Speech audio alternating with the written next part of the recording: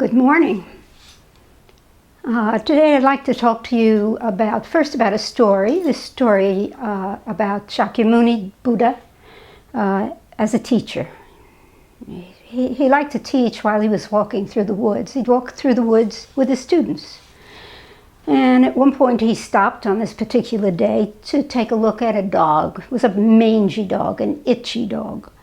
And in just a few moments, this dog moved from being underneath a bush, trying to move into the hollow of a tree, rubbing on a rock, climbing into a cave, only to come back to the bush.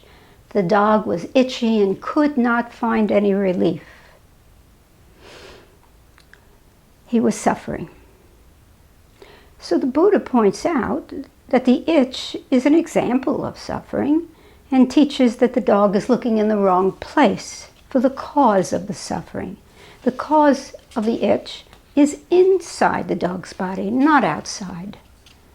The dog has to look inside for relief. Now, he's not just talking about a dog, he's talking about us.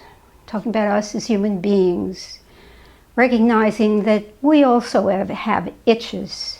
Sometimes they're the ordinary kind of itch, but often it's what I call a mind itch. Those things in your mind that can't let go, that come back, that bother you, that itch you. And often we don't know what to do about it, so we too look outside. We decide to buy something, we decide to go on a trip. We're often in this way trying to manage our itches, our thoughts, our suffering in ways that don't work because they're outside, they're not inside. In this sense, the human being and the dog are very much alike. We're cut out of the same cloth, made of the same stuff. Remember, the Buddha's great enlightenment on that morning when he saw the morning star is that we are all one. All creatures have itches. But, he said, human beings are different. Human beings have the capacity to end our itches, to end our suffering, by looking inside at the self or the mind. If we learn how to quiet the mind, we learn to let go of ideas and concepts and stories that we've had forever, stories often that tell us how lacking we are, how much we need to change, how much we need to do better. And those stories cause suffering. So how do you do this? What do you do about all this internal talk that goes on? Well, we do it by opening the hand of thought. It's a wonderful metaphor. It's wonderful because it's situated in the body. It's saying to us that it's the body that has to open the hand of thought. So try this for a moment. Take your fist and make it as tight as you can. As tight, and even tighter. And watch what's happening in your body. See how that tightness is moving from the hand to the arm, to the chest, to the head. And then, gently, slowly, let go of the hand of thought.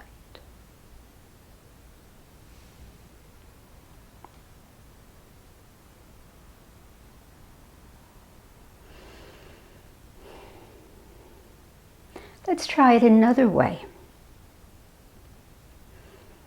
This time, close your eyes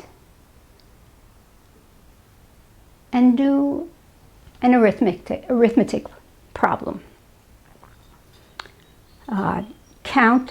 Subtract from 0 until, from 100 till 0, subtract 7 from 100, and go on.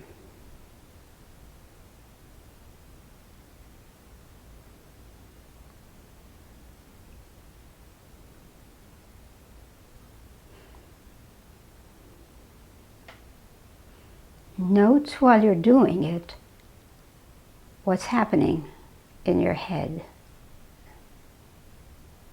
See if there's tightness.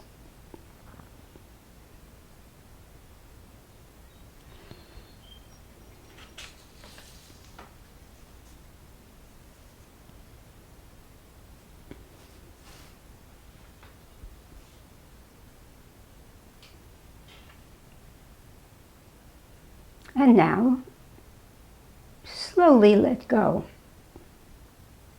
of that planning effort, opening the hand of thought.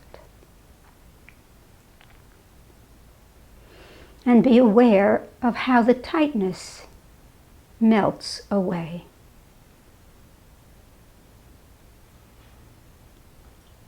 When meditating, we don't want to stop the arising of thoughts. All we want to do is stop clenching or grasping onto them. Then one idea doesn't morph into the next and the next. Instead, a thought arises, manifests, and disappears into the flow of consciousness.